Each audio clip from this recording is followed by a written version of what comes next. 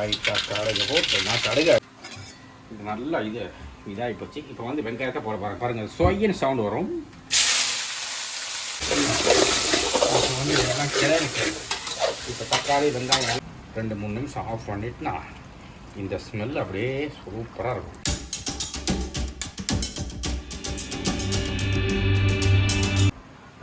இப்போ வந்து ஒரு சட்டி வச்சாச்சு.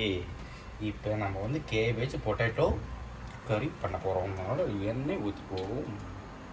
இன்னும் கொஞ்சம் நிறைய வச்சுருக்கேன், அதனால் கொஞ்சம் நிறைய எண்ணெய் ஊற்றுறேன். நான் கொஞ்சம் எண்ணெய் வெங்காயம் தக்காளி கூட அதிகமாக இப்போ போடுவேன். இப்போ பார்த்தீங்கன்னா எல்லா எண்ணெயும் இப்போ முடிஞ்சு போச்சு. அதனால் எல்லாத்தையும் ஊற்றிட்டேன். நம்ம லைட்டாக கடுகு போட்டுப்போம். கடுகு இப்படி இந்த பக்கம் இருக்கும். லைட்டாக கடுகு போட்டு நான் கடுகு எப்பவுமே கடுகு கடலைப்பருப்பு நிறைய போடுவேன். அப்போ தான் எண்ணெய் நல்லா காஞ்சிருச்சு. அப்படி இது வருது. இப்போ கொஞ்சம் வந்து கடலைப்பருப்பு போட்டுப்போம். கடலைப்பருப்பு ப்ளஸ் உளுத்தம்பருப்பு. உளுத்தம்பருப்பு தான் இது, கடலைப்பருப்பு கிடையாது. எனக்கு வெயிட்னாமில் கடலைப்பருப்பு இல்லை, உளுத்தம்பருப்பு வாங்கி வச்சுருக்கோம். அதுக்கப்புறம் லைட்டாக கறிவேப்பிலை நம்ம பதப்படுத்தி வச்சு கறிவேப்பிலை போட்டுக்குவோம். அப்புறம் நல்லா புகை இது வருது. இப்போ வந்து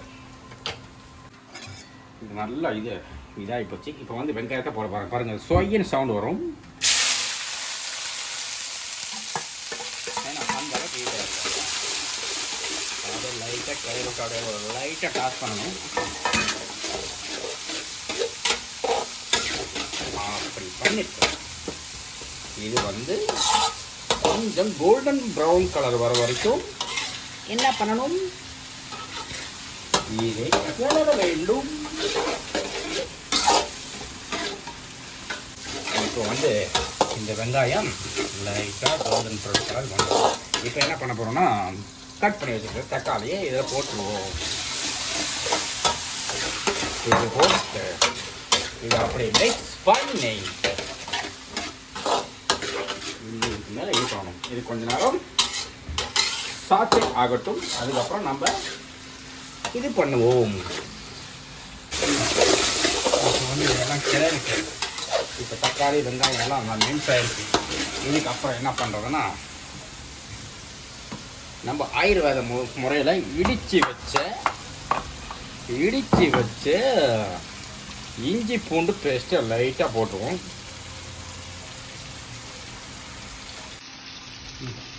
இப்போ நம்ம கீரி வச்சுருந்தா மிளகாயை ஒரு 4 பச்சை மிளகாய் போட்டுருவோம். அதுக்கப்புறம் மிக்ஸ் பண்ணிட்டு இஞ்சி பூண்டு பேஸ்ட் போட்டாச்சு. அதுக்கப்புறம் இது பண்ணிட்டு லைட்டாக மஞ்சத்தூளை போடுவோம். லைட்டாக மஞ்சத்தூள் போட்டுட்டு அதுக்கப்புறம் கொத்தமல்லி என்ன சொல்கிறது கொரியண்டர் பவுடர், கொத்தமல்லி பவுடர் போட்டுட்டு லைட்டாக போட்டுவோம். அதுக்கப்புறம் நம்ம வாங்கி வச்சுக்கிற வீட்டில் செஞ்ச கரம் மசாலா போட்டுட்டு இப்போ வந்து லைட்டாக தண்ணி ஊற்றிக்குவோம். இது கொஞ்சம் இதாகணும். அதனால் அப்படியே போட்டு மிக்ஸ் பண்ணிட்டு என்ன பாடி பிடிச்ச மாதிரி இருக்குது. நீங்கள் பாருங்க கொஞ்சம் லைட்டாக இதாகிடுச்சு.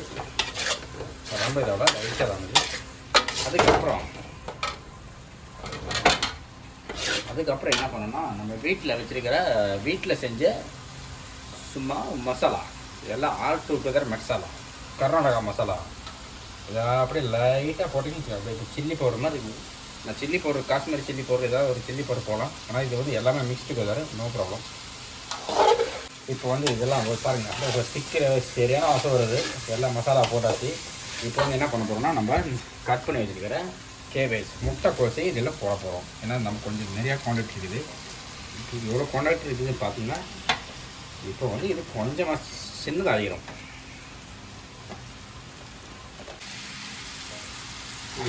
இது அப்படி போட்டு சரியான வாசம் வருது. வாவ், இப்படி போட்டு மிக்ஸ் பண்ணிவிட்டு இப்போ வெள்ளையாக இருக்குது. இப்போ வந்து கலர் மாற போகுது. வா என்ன வாசம், வா சரியான வாசம். அப்படியே இது என்ன கறி குழம்பு மாதிரி இருக்குது. என்ன நம்ம போட்டிருக்கிற மசாலா அப்படி இது பாருங்க அப்படியே மாற போகுது.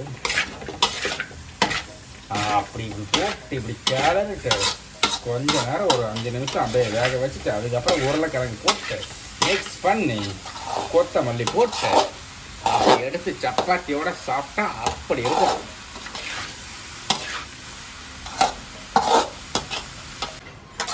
இப்போ வந்து முட்டைக்கோஸ் நல்லா வெந்து போச்சு, தண்ணி ஊற்றியாச்சு. இப்போ வந்து நம்ம ஏற்கனவே வேக வச்ச உருளைக்கிழங்கை இதுக்குள்ளே போட போகிறோம். உருளைக்கிழங்கு ஆளு சொன்னால் potato, in English all in Hindi. இப்போ வந்து இதுக்குள்ளே மிக்ஸ் பண்ணிட்டோம்னா இது வந்து ரொம்ப சப்பாத்தி ரொட்டி சரியாக இருக்கும். இந்த பல்லியானா சொல்கிறது பொரியல், கர்நாடகா இதில் வந்து பல்லியா இப்படி பண்ண வேண்டியது. இது மிக்ஸ் பண்ணிவிட்டு ஒரு 2 நிமிஷம் அப்படியே இருந்ததுன்னா அதுக்கப்புறம் சரியாக டேஸ்ட் ஆகும். இப்போ அப்படியே வந்து நம்ம கொத்தமல்லி தலையை அப்படியே கிள்ளி இப்படி பரகி விடணும்.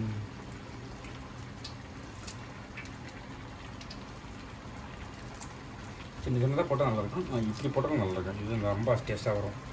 இப்படி போட்டுட்டு அப்படியே ஒரு அடுப்பு ஒரு 2-3 நிமிஷம் ஆஃப் பண்ணிட்டுனா இந்த ஸ்மெல் அப்படியே சூப்பராக இருக்கும்.